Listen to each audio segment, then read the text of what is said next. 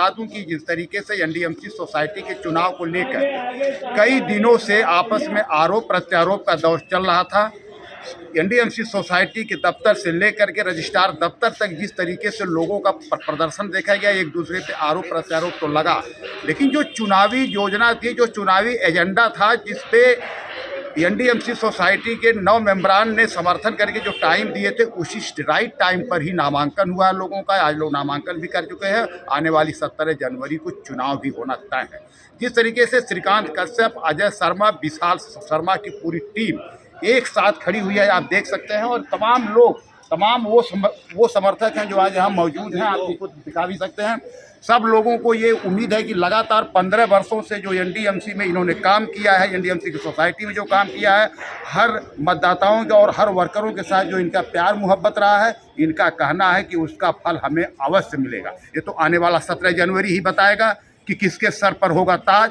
लेकिन ये तो देखना तय है कि जिस तरीके से इनके टीम के लोगों में खुशहाली देखी जा रही है और अपना उत्साह देखा जाएगा, वो कहीं न कहीं देखने योग्य है। बताऊँ, आज हमने नामांकन, आज हमारी टीम ने नामांकन कर दिया है, बाकी सभी लोगों ने कर दिया है जिन्होंने चुनाव लड़ना है। 17 जनवरी को दिन शुक्रवार सुबह 9:30 से 5 बजे तक चुनाव होना निश्चित है, जो सही समय पर होगा। और आपको मालूम होगा, बीच में अफवाह फैली भी थी कि चुनाव लेट होगा, जो भी है, लेकिन सही समय पे सही चुनाव होगा। सभी अपने साथियों ने चुनाव में नामांकन कर दिया है। और मैं अब अपने सभी साथियों से मैं अपील करता हूँ, अपने एक सहयोग और एक आशीर्वाद की जो हमेशा जो हमारी टीम को मिलता आया है, उसकी एक उम्मीद करता हूँ कि उस दिन अपना भरपूर आशीर्वाद, भरपूर प्यार, सहयोग, समर्थन मतलब हमें और हमारी टीम को हमें मिलेगा। ऐसी हम उम्मीद करते हैं कि जब हम सोसाइटी में जब आए थे, जब जिम्मेदारी हमें मिली थी, उस समय सोसाइटी के हालात ऐसे थे, व्यक्ति को लोन लेने के लिए 6-6 महीने वेट करना पड़ता था।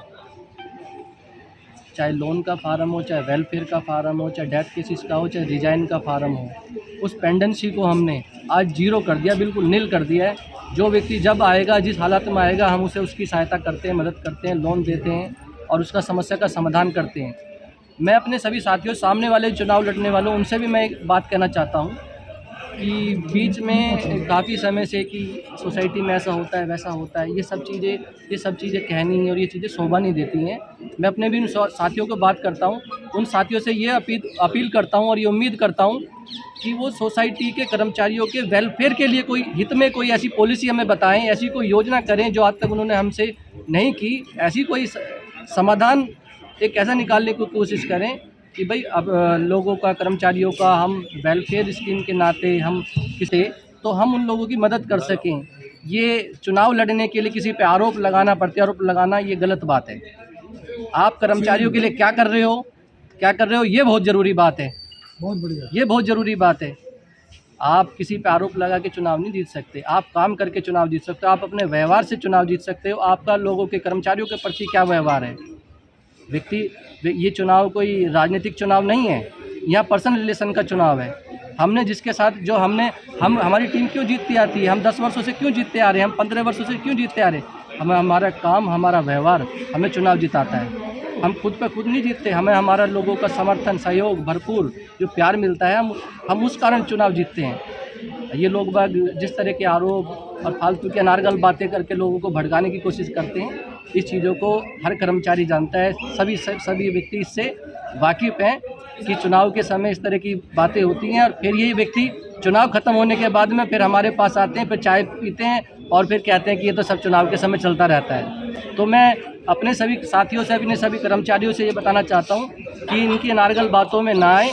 और जो इन्होंने गलती की है, देखो हम तो उस गलती को माफ़ भी कर सकते हैं, लेकिन कर्मचारियों को जो मतलब इन्होंने जो अभी पीछे देखा होगा, एक स्कैम चलाया था सिग्नेचर, शायद कर्मचारी माफ़ ना करें, उसका जवाब शायद चुनाव में इन्हें मिलने जा रहा है। हम जो रिस्पॉन्सिबिलिटी, जो जिम्मेवारी आप लोगों ने इस टाइम तक अब तक हम लोगों को दी है, और उस पर जब जितना भी हम खरा उतर पाए हैं, तो उसी को देखते हुए कृपया पुनः मेरी नहीं मतलब हमारी, आपकी अपनी टीम को अपना पुनः आशीर्वाद दे, वोट के रूप में आशीर्वाद दे और पुनः अपनी टीम को विजयी करके इस संस्था को सुरक्षित हाथों में दे। और इसके साथ साथ अगले 3 सालों में हम कितना और काम आपको करके दिखाएंगे। जो हमारे प्लान हैं उस प्लान को हम और आगे लेके जाएंगे।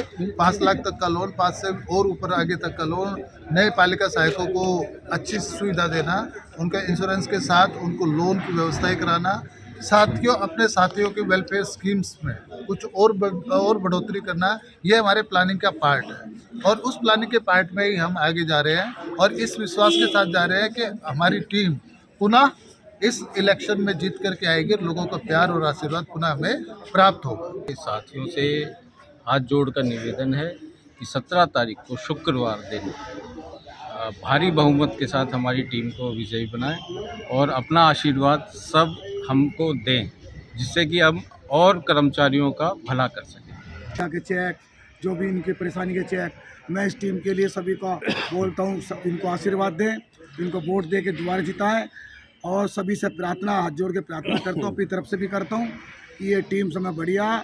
ये वेलफेयर का भी काम इन्होंने शुरू करा, 200 रुपये वाला। शादी ब्याह में भी वेलफेयर यही कर रहे हैं, पहले ऐसा कोई वेलफेयर नहीं था और हमारी सोसाइटी का ब्याज सब कुछ ओके चल रहा है। इस टीम के लिए मैं प्रार्थना करता हूँ सभी से हाथ जोड़ के। धन्यवाद। और पिछले 15 साल से लगातार ये टीम जिस तरीके से काम करती आ रही है वो सराहनीय है, वो वंदनीय है। बिना लोभ के, बिना लालच के सब कर्मचारियों के हित में काम करने का जो प्रयास इनका लगातार जारी रहता है। कोरोना के टाइम में इन्होंने अनगिनत लोग जिनकी डेथ हो गई थी उनका सारा लोन माफ़ किया। वेलफेयर फंड जो पेंडिंग रहते थे, पहले तो थे ही नहीं, उसके बाद इन्होंने शुरू किए। वो अब कोई भी ऐसा लोन नहीं जो पेंडिंग में हो, चाहे रिटायरमेंट का हो, लोन हो, इनके पास सरप्लस फंड रहता है। ये एक नई उपलब्धि है इनके लिए।